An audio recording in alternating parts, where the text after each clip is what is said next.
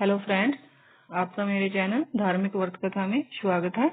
आज मैं आपको कार्तिक मास की कहानी सुना रही हूँ। किसी गांव में एक बुढ़िया रहती थी,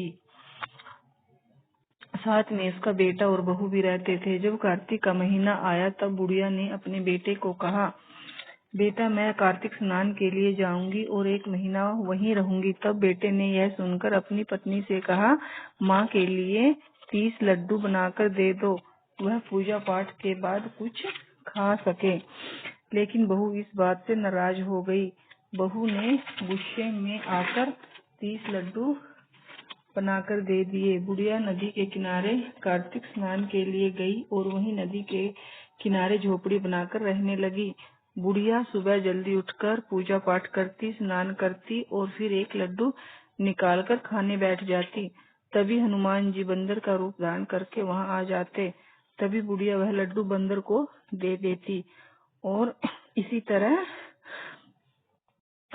तरह कार्तिक का पूरा महीना बीत गया और बुढ़िया ने अपनी खुशी से सारे लड्डू बंदर को खिला दिए।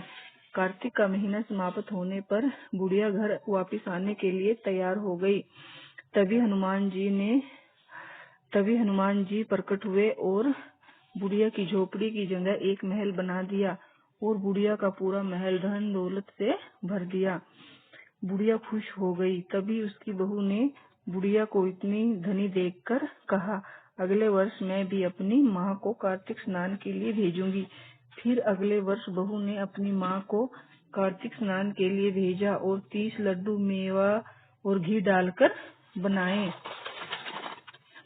माँ कार्तिक स्नान के लिए चली गई और जैसे ही स्नान करके लड्डू खाने के लिए बैठी, तभी हनुमान जी बंदर का रूप धारण करके वहां आ जाते और बुढ़िया पत्थर मारकर बंदर को वहां से भगा देती और कहती, इस 1 लड्डू में मेरा पेट नहीं भरा तो मैं तुम्हें क्या दूं।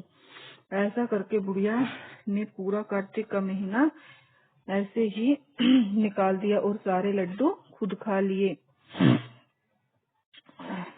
और हनुमान जी ने और एक भी लड्डू बंदर को नहीं दिया। और हनुमान जी ने बहू की माँ से नाराज होकर उसकी झोपड़ी की जगह कूड़े कचरे के ढेर बहू की माँ की झोपड़ी को कूड़े कचरे के ढेर में बदल दिया। कार्तिक का महीना पूरा हुआ तभी बहू ने अपने पति से कहा, मेरी माँ को बाजे गाजे से लेकर आओ। तभी लड़का अपनी सास को लेने जाता है और देखता है कि झोपड़ी की जगह पर कूड़े कचरे का ढेर लगा हुआ है। तभी लड़के को देखकर वहां हनुमान जी प्रकट हुए और बोले, तुम्हारी माँ ने सच्चे मन से कार्तिक स्नान किया, पूजा पाठ किया और तुम्हारी सास ने पापी मन से स्नान किया। कार्तिक के महीने में बेटी के घर का अनाज खाया और इसलिए कार्तिक देवता इनसे नाराज हो गए। हे कार्तिक देवता, जैसे लड़के की माँ पर प्रसन्न हुए इसी तरह सब पर प्रसन्न होना। कार्तिक के महीने में इस कहानी को सुनने का बहुत ही फल मिलता है।